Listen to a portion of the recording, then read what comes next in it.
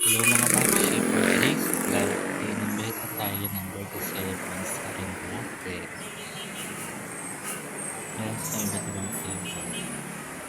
May esconero, melon goodness, ube halo-halo, may esconero, at special halo. Ito po siya sa Anterosera Highway, Kansas. Dito lang siya sa bandang Apoy. Pasok po tayo. Ay, order namin po set.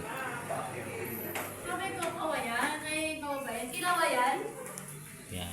Nandito po ang kanilang menu. Yan. Accepting po sila ng Gcash payment.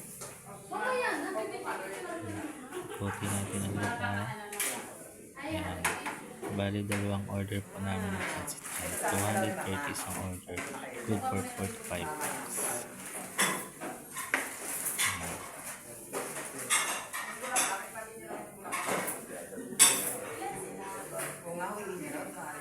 Yan, waiting po kami ng order. Ito yung pancit na may iba't ibang lock siya. Tokwa, baboy, siyempre gulay at ang kalamansi. Si John ang aming birthday celebrant.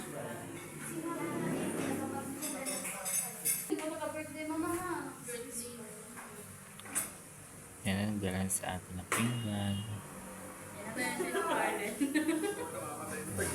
Si Scarlett nagpipisa ng kalamansi.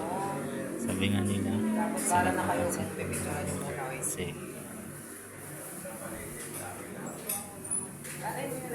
may tong ayaw gamitin. Ang tong na yan na ginagamit para sa kalamansi. Para yung buto hindi sumama doon sa pansit. Sabi ko dyan gamitin na niya yung tong. Diba? Naiiwan yung buto doon sa tong. Ito yung menu nila. Is kanya 12 ounce, 16 at 20 ounce. Ito din, meron din silang merienda, fresh fries, saka pansit. Habang waiting kami ng order, nag-video taking muna kami dyan. Yan, kaya-kayang sandok na sila. Ayan na siya. Yan, ayun ang aming order na halo-halo. Talagang dinayo namin dito. Order kami dyan ng 4 na ube at saka isang maiskunyel. Diba? Sa tingin pa lang, sarap pa. Dami siyang 4 na sa ube at saka. kesa sa iba. So ito yung sa akin. Order ko nga pala dyan 16 ounce worth 120. Yan. Okay, kain po tayo. Maraming salamat sa treat. Bye. Thank you for watching.